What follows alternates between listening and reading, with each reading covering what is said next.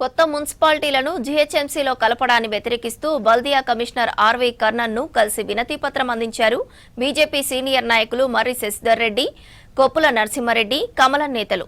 ప్రజల అభిప్రాయాలు తీసుకోకుండానే గ్రేటర్ హైదరాబాద్ను 2000 కిలోమీటర్లకు పెంచారన్నారు. మున్సిపాలిటీల విలీనం, డివిజన్లను పెంచడం ఒక వర్గానికి న్యాయం చేసేందుకే చేశారని ఆరోపించారు బీజేపీ నాయకులు.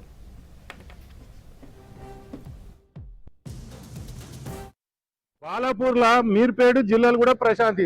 ఒక కార్పొరేషన్ కి 46 మంది కార్పొరేటర్లు ఉన్న దానికి మూడు డివిజన్లే, 28 మంది కౌన్సిలర్లు ఉన్న జల్పేలికి కూడా మూడు డివిజన్లే.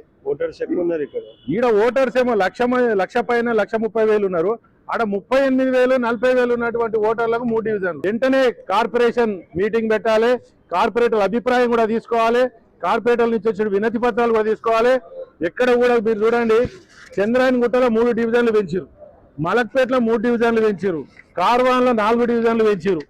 వాళ్ళకి కావాల్సిన డివిజన్లు మాత్రం పర్ఫెక్ట్ గా పోయినాయి.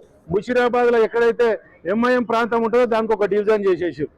ఇట్లా అదే విధంగా పోతే మనకు నాగరేశ్వరంలో పోతే మనకు పెద్దంబర్పేట అనే ఒక మున్సిపాలిటీ ఉంది, దానికి 4 గ్రామాలు కలిసి ఒక్క డివిజన్ చేశారు. అది భవిష్యత్తులో 2 సంవత్సరాలనే 1,00,000 డివిజన్ అవుతుంది.